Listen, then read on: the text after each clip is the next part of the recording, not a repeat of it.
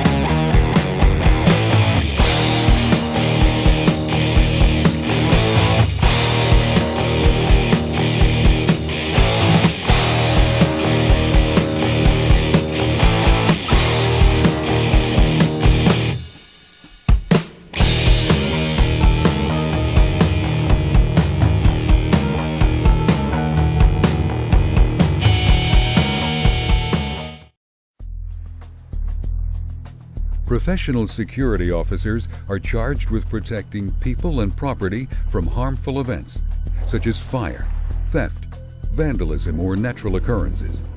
The property to be protected might include buildings and grounds, company assets, information, and revenue.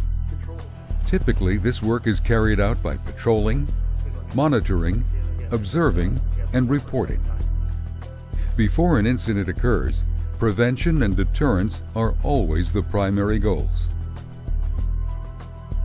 This is the first program in the Professional Security Officer series and is called Roles and Responsibilities.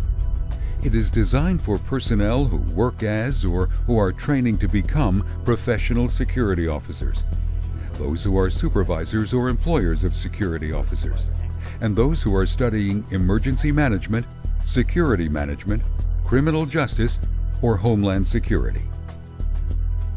The program will show how professional security officers support a safe workplace and a secure facility, which at the same time is open, friendly, and welcoming. It will describe demeanor and ethical behavior as it pertains to professional security officers, crisis intervention, criminal and civil laws that pertain to security professionals, and interactions with public safety agencies during an incident will be examined.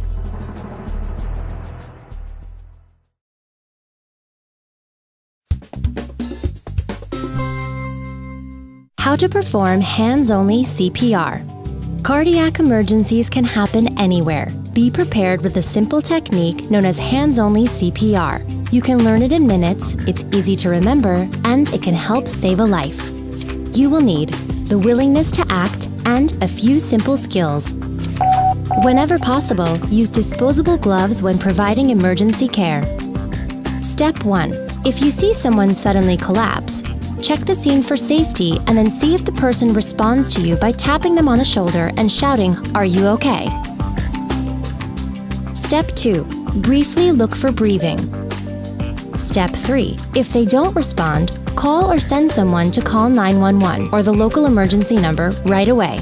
Step 4. If the person is not breathing or is gasping, prepare to give chest compressions. Kneel beside them and put the heel of one hand on the center of their chest. Place your other hand over that hand, lacing your fingers together. Position your shoulders directly over your hands, keeping your arms straight and your fingers off the chest. Step 5. Push hard and fast, at least 2 inches, then let the chest rise completely before pressing down again. Don't take your hands off the chest, just your weight. Step 6. Keep going.